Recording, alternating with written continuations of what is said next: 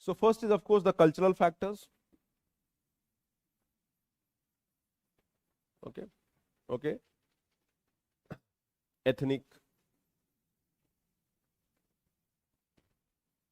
Ethnicity, okay, culture,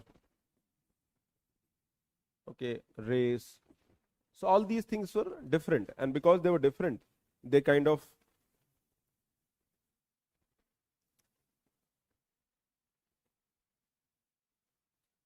made the Northeast people believe that we should be separate, we should be different, and thereby we should create our own area. So that was the cultural factors. Extremely heterogeneous linguistic, ethnic, and religious diversity. Okay, so here you can add word linguistic also. Linguistic means language based. Okay, so that is the first reason. Now, there are not, as I mentioned, there are hundreds of tribe groups. Some tribe groups have a good number of population, but some tribes are as small as few hundred numbers are there. Few villages are there of those tribal groups. So it is very difficult to accommodate everybody's demand.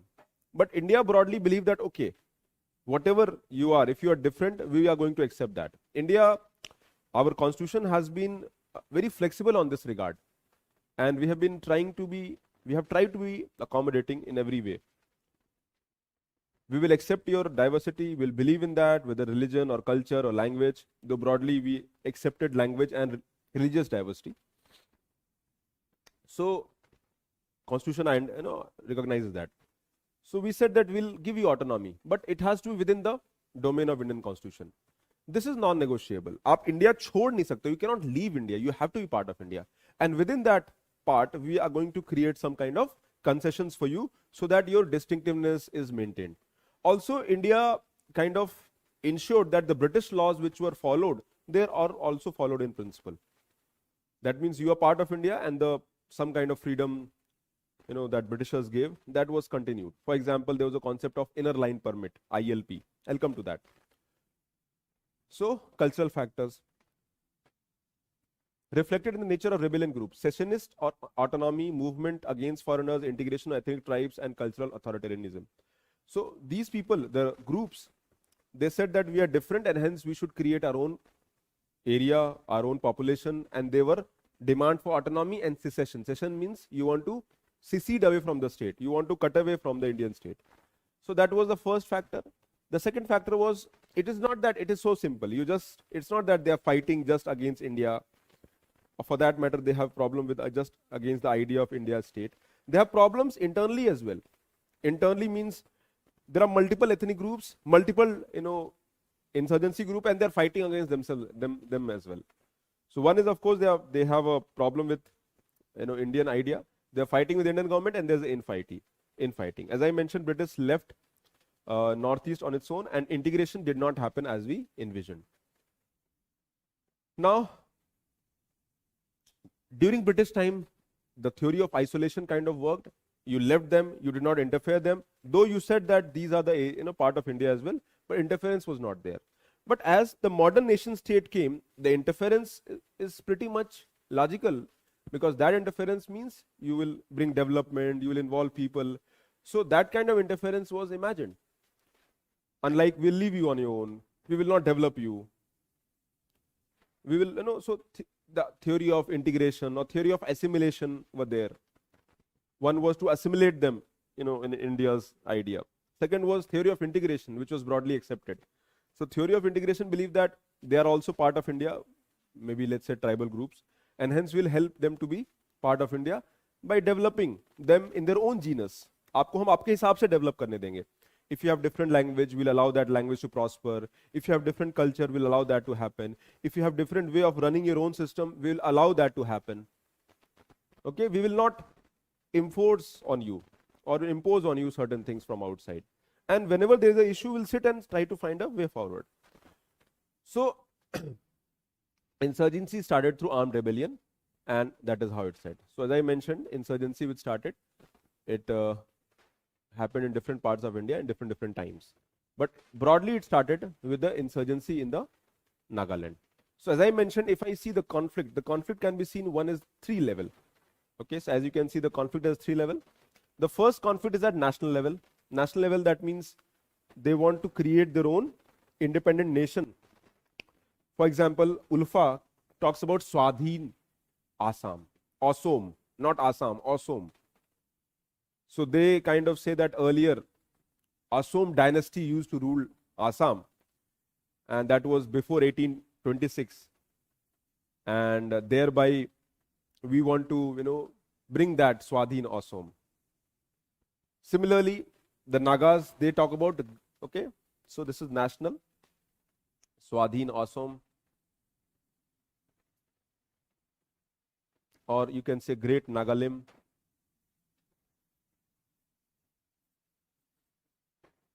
So they want to create, all the Naga inhabited areas should be created as one Nagalim or one country, the Great Nagaland. Okay. Second is ethnic. Ethnic is, there are multiple groups, they are fighting. And third is sub-regional. So they have autonomy demand. Okay, demand for state.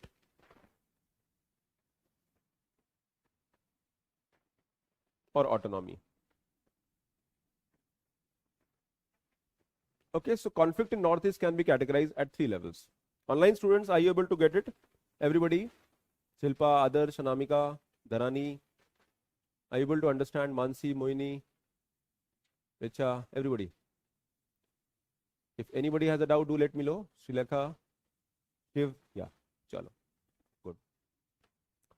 Remember, you don't have to remember all these details of facts. UPSC is more concerned about solutions and problems. So little historical understanding is important. So 3 levels, national, ethnic and sub-regional. And as you can see, national is concept of homeland. You want to create their own. Ulfa wants to create Swadhin Assam or sovereign Assam.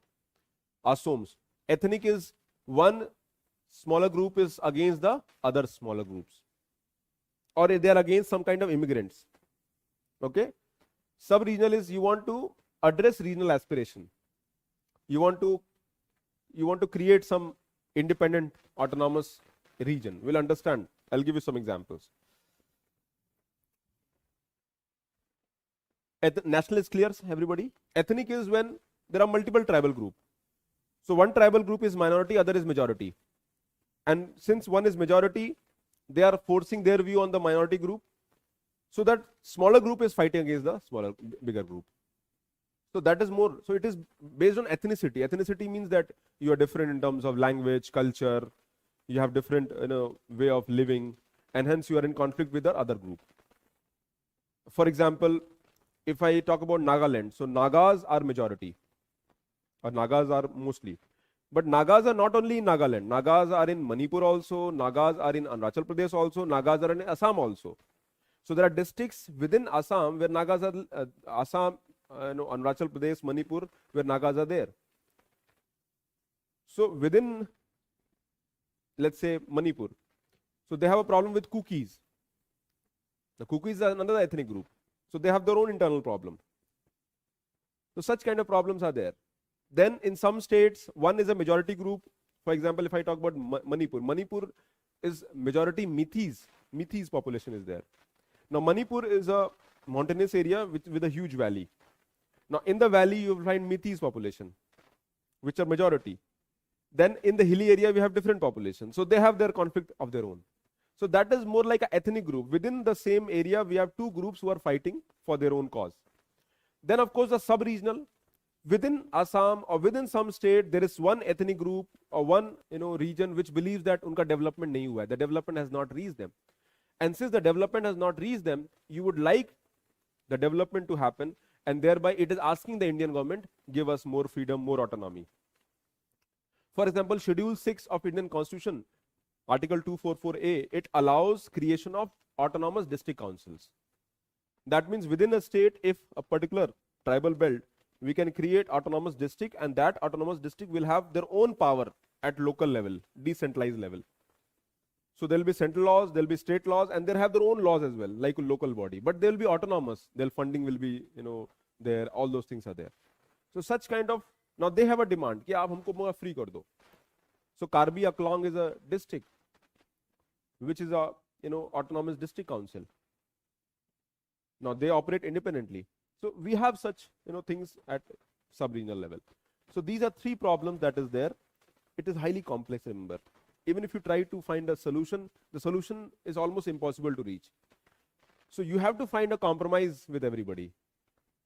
Abhi, now there are more than 20 students sitting in this class. Online, there are more than 25 students are there in the class. And I said, let's have some breakfast. So everybody will have a different demand. Now, how do I come to consensus? Because if I bring vada pav, she might not like it. If I bring paratha, she might not like it. If I bring something non-veg, maybe majority of them might be vegetarians. Okay, so let's come to a consensus, and it is impossible. Now here, because you have freedom, one way that I force my view on you, saying that I like parathas, and thereby you have to have a paratha, even if you don't like it. But that is not how democracy works. In a democracy, you have to take opinion of everybody. So many a times you might feel that their demands are genuine, and the answer is yes, the demands are genuine. So, but we can't accommodate everybody's demands, so we have to find a solution by creating some kind of constitutional mechanism, by giving some kind of freedom, by ensuring funds. Because agar ek ka demand create karenge, so everybody's demand have to be met. So it's almost impossible. That will lead to balkanization of India. Already 28 states are there, and if you allow every state to be created, more than 100 states will be created in India. And you can imagine the complexity to run India in that situation. Okay, so such things are there. The entire movement of Northeast started with the Naga insurgency. Okay, now let's first come to the factors, the regions. The first factor or the region is, of course, the cultural factors, and that cultural factors has led to, ethnic problem, sub-ethnic problem. Then the second part is development deficits. Same problem. This point you can chipkau everywhere. Okay, you can use this point anywhere. Development deficit as a common problem. Why you are unhappy? Because development has not reached you. In fact, if you ask any Indian, has development reached you? He or she will give you 10 reasons. No, it hasn't reached. So development deficit, and this is very stark if we talk about Northeast. The same Northeast people, when they come in other part of India, when they come to Delhi, when they come to maybe developed states, or so they see a difference, and that is real. So development deficit is there. Now in terms of education, in terms of health, in terms of infrastructure.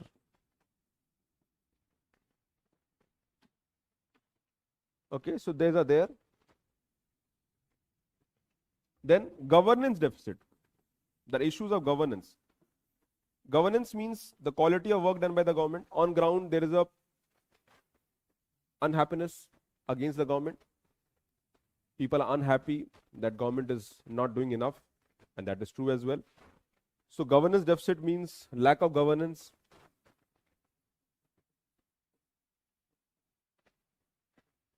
If you see that army is operating, so that is a clear case example of lack of governance. Because governance also means rule of law. And if the governance deficit is there, means rule of law is not operating. It is a troubled zone. It's a conflict zone. Okay. Then we have role of external state actors.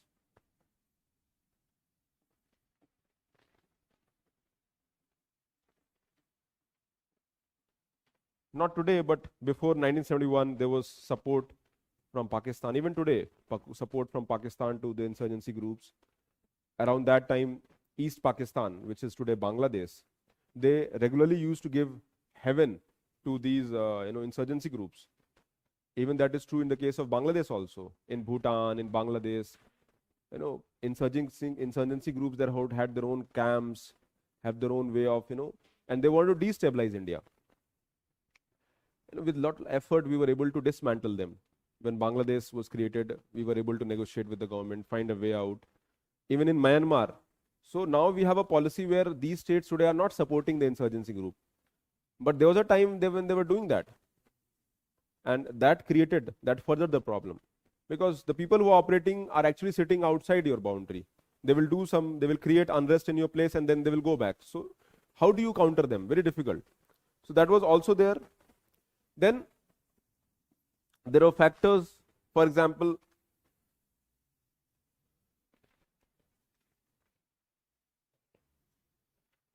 which even government, when they try to look at it,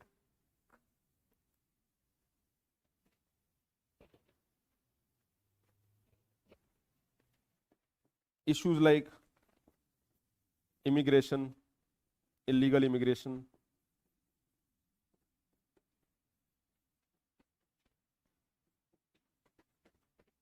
issues like, drug trafficking, border trade, outsiders coming to their own area, okay?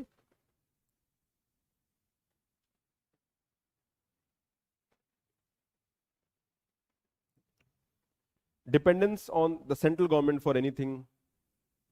Politically, they were less in numbers in terms of population. Democracy is all about numbers, right? So you're less in numbers, so I will not give you the due that you should have. If I compare India with America, there are 50 states in America, right? External and non-state actors, beta, non-state actors. So there are 50 states in America. Do you know all the states have equal power? Unlike in India, we have followed a concept of democratic principle, where the state which has higher number in terms of population will have higher weightage. You see the UP represents, how many member of parliament are there from UP? 80. In Rajya Sabha, 31 members are there from UP.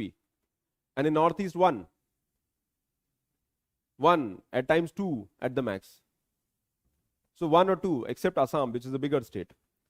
So, one state representing just 1 member, other state representing 80 member. There's a huge difference. And you say, sir, this difference is logical also because there are more people. So I belong to a small city in East UP, and the population of my district is more than Nagaland. The population of my own district is more than Nagaland. Of course, area-wise, it might be smaller than Nagaland, but population is more. So by that democratic principle, it seems like justification is okay. But from Naga, population, they feel that we are also a state like UP. We are also a state like, Gujarat. We are also a state like, maybe some other part of India. Why we are not getting revenue? Why we are not getting aid? The government at the center, they feel that you are unimportant. You are unimportant because you do not make a difference for me in a democratic process. आप नहीं भी रहोगे तो फर्क नहीं पड़ता है, रहोगे तो भी फर्क नहीं पड़ता है, because your mere presence will not make much of a difference. I just have to make sure that I win 1 extra district in UP and that whole thing is counted. Unless until you believe that irrespective of whether you are less in number or high in number does not matter, because you are a part of India, thereby development has to happen. In the last 2 and 3 decades, we have seen that transformation happening. Also, India was a poor country. It is not that only North is not developed. The same is true is almost majority of states. The entire North India, you talk about Bihar, Bihar is at the lowest level in terms of per capita income, Human Development Index. You talk about UP, Rajasthan, Chhattisgarh, Jharkhand, Madhya Pradesh, Odisha. So these are the states which are at very low level of development.